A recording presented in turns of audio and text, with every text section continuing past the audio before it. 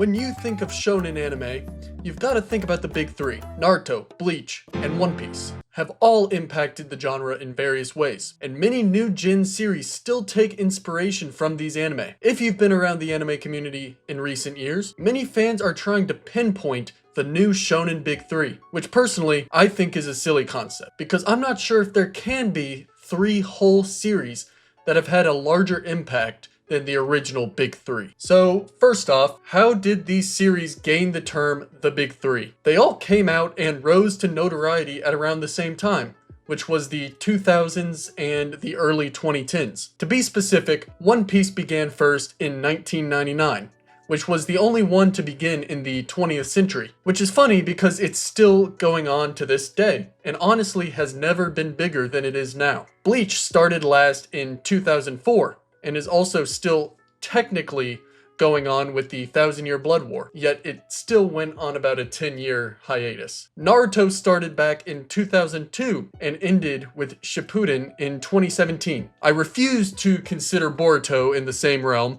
so we will just disregard that. As an emerging unk, currently 23, I remember watching these series as they were coming out, especially Naruto. If you remember the struggle of watching half-baked episodes on YouTube, then you're certified. Unlike modern anime, these series were released weekly, rather than in a seasonal format, which is uncommon nowadays. There's only a select few series that still release weekly no matter the season. These series brought a different culture of anime into America, and helped make the medium more popular. This was major, as anime was still seen as niche around this time, and everyone remembers getting made fun of because they liked anime at some point. The consistency of these series deemed them the Big Three, and then the rest was history. As stated before, there have been a ton of new gen anime which fans are trying to label as the new Big Three. Demon Slayer, Jujutsu Kaisen, Black Clover, all possible targets of this new title. Though these series are good, I don't think their impact even begins to compare to the original. It must also be stated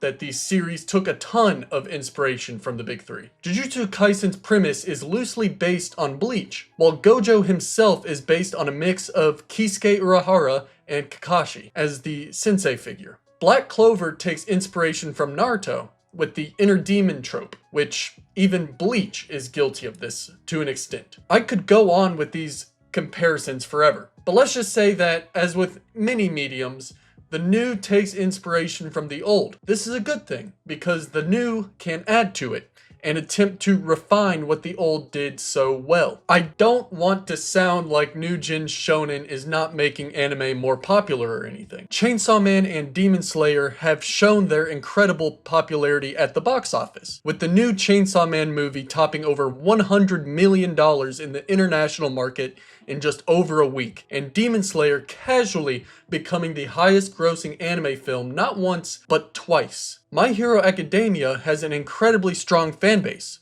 Though some people may say the fan base ruins the series, this fact cannot be overlooked. The mainstream appeal of these series strengthens the medium's hold over the West, and has allowed anime to become more popular and normalized, which is something I genuinely thought I would never see happen when I was just a wee lad. So what would I put in a new gen Big Three? Well, it's difficult, because as I stated earlier, I don't think any new gen can overtop the original. I did dig this hole myself though. So let's go ahead and attempt to put together a small group. I'm going to base these ratings on impact to the medium as a whole and not personal enjoyment. But my Big Three has to include My Hero Academia. I can't say I'm a huge fan of the show itself, but the popularity and impact it has had on the community can't be denied. This series brought back OG Shonen with an interesting premise and great battles. Next up has to be Demon Slayer. Demon Slayer quickly became one of the most popular anime of all time,